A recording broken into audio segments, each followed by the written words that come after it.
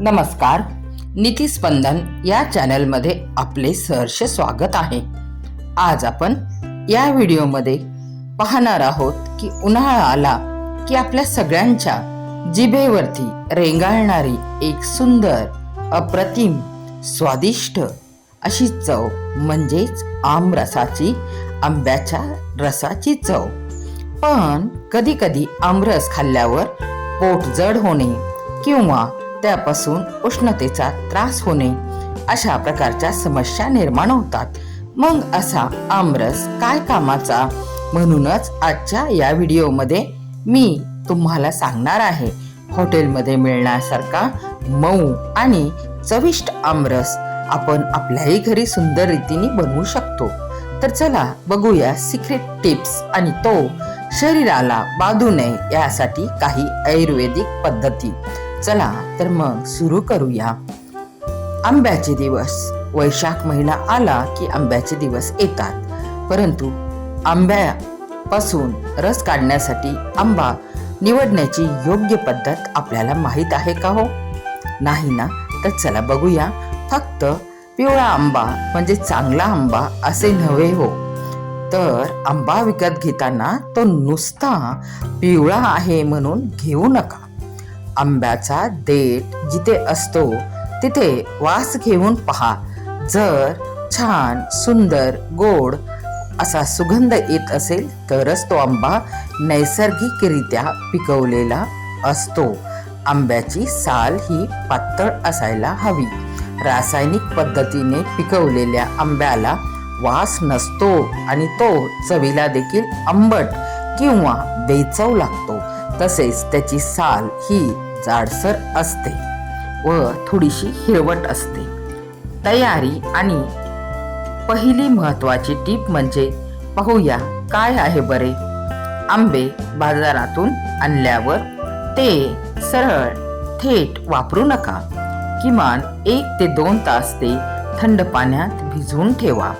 यामुळे आंब्यातील नैसर्गिक उष्णता पाण्यात उतरते. यासाठी ज्या दिवशी आंब्याचा रस करायचा आहे त्याच्या आदल्या दिवशीच आपण आंबे खरेदी करावे. त्यामुळे पळापळ होणार नाही, वेळ वाचेल. यामुळे रस प्याल्यानंतर अंगावर पुरळ उठणे किंवा उष्णतेचा त्रास होणे इत्यादी समस्या आपण टाळू शकतो. परंतु सुनियोजन असणे गरजेचे आहे. रस काढण्याची योग्य पद्धत कोणती असावी? रस काढताना शक्यतो तर मिक्सरचा वापर टाळावा. आंबा आपल्या हाताने चांगला चोळून स्वच्छ धुवून मऊ करून घ्यावा आणि मग त्याचा रस काढावा.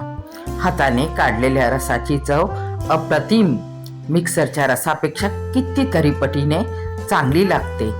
जर तुम्हाला घाईच असेल आणि मिक्सर वापरायचाच असेल तर तो पल्स मोडवर फक्त काही सेकंद फिरवा.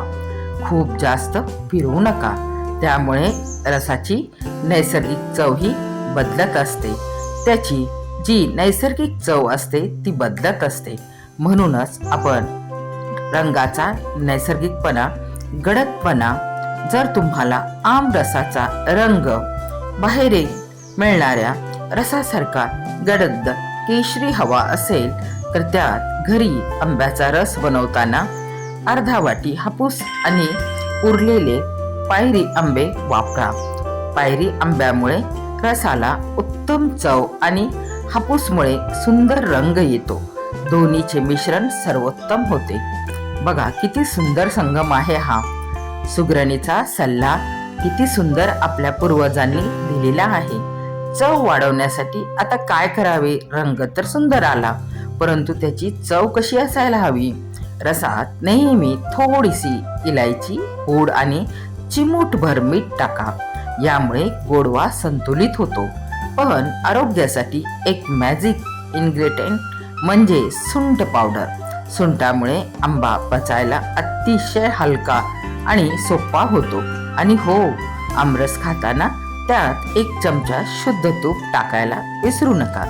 ज्या वेळेला आपल्या ताटामध्ये आंब्याची वाटी येईल त्यावेळेला त्यामध्ये शुद्ध तूप घालायला विसरू नका. तूप आणि आंबा हे मिश्रण शरीरातील पित्त कमी करण्यास मदत करते. पहा किती सुंदर अशी टीप आहे बरे. गाळणे आणि सर्व करणे. आंब्याचा रस काढताना त्यावेळेला काही फायबर्स म्हणजे तंतू, धागे आपल्याला दिसतात आणि हे धागे आपल्या घरातील काही लोकांना आवडत नाही. अशा वेळी अनेकांना रसातील धागे आवडत नसतील तर अशा वेळी एक जाड गाळणी घ्या आणि रस गाळून घ्या. यामुळे तुम्हाला मिळेल एकदम रॉयल आणि मऊ आमरस.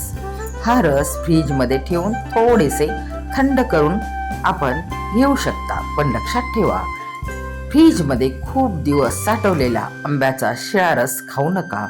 ताजा रस नेहमीच श्रेष्ठ असतो, त्यालाच प्राधान्य द्या. कंटाळा करू नका. जीवन अत्यल्प आहे आणि सुगरणीने आपल्या घरासाठी करावे. उरलेल्या सालीचा आणि कोळीचा वापर काही करता येतो का? हो, का नाही. रस काढून झाल्यावर साली आणि कोळी फेकून देऊ नका. त्यात थोडेसे पाणी घालून साटोरा किंवा आंब्याचे पाणी बनवू शकता, जे करताना तोंडी लावायला अप्रतिम लागते. किंवा त्या साली झाडाच्या कुंडीमध्ये खत म्हणून देखील तुम्ही वापरू शकता. अनेक ट्रिक्स, अनेक पद्धती आपल्याला माहिती असतात, परंतु आपण त्याचा अवलंब करायला विसरतो. आमरस साठवण्याची पद्धत कशी आहे बरे? जर तुम्हाला उन्हाळा आणि उन्हाळ्यानंतरही आमरसाची चव हवी असेल तर साखर न घालता रस काढा आणि तो एअरटाईट डब्यात भरून फ्रीजरमध्ये ठेवा.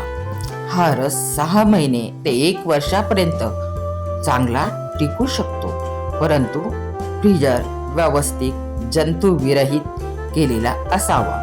फ्रीज जास्ती जुना नसावा. रसासोबत काय खावे? तर रसासोबत अनेक पदार्थ आपण खाऊ शकतो, परंतु महाराष्ट्रीयन पद्धतीनुसार आमरसाची खरी मजा गरम गरम मऊ लुसलुशीत पुऱ्या किंवा तूप लावलेली घडीची पोळी यासोबतच येते. सोबत कुरकुरीत भजी असतील तर बेत अजूनच भारी. अरे हो, आपण तर पुरणपोळीला विसरलोच. पुरणपोळी देखील सुंदर लागते. तर मित्रांनो, या उन्हाळ्यात या टिप्स नक्की फॉलो करा. चवीसोबतच आरोग्याची काळजी घेणेही महत्त्वाचे आहे बरे. आमरस मर्यादित प्रमाणात खा आणि त्याचा मनसोक्त आनंद घ्या. तुम्हाला हा व्हिडिओ कसा वाटला कमेंट्समध्ये नक्की सांगा आणि चॅनलला सबस्क्राईब करायला विसरू नका.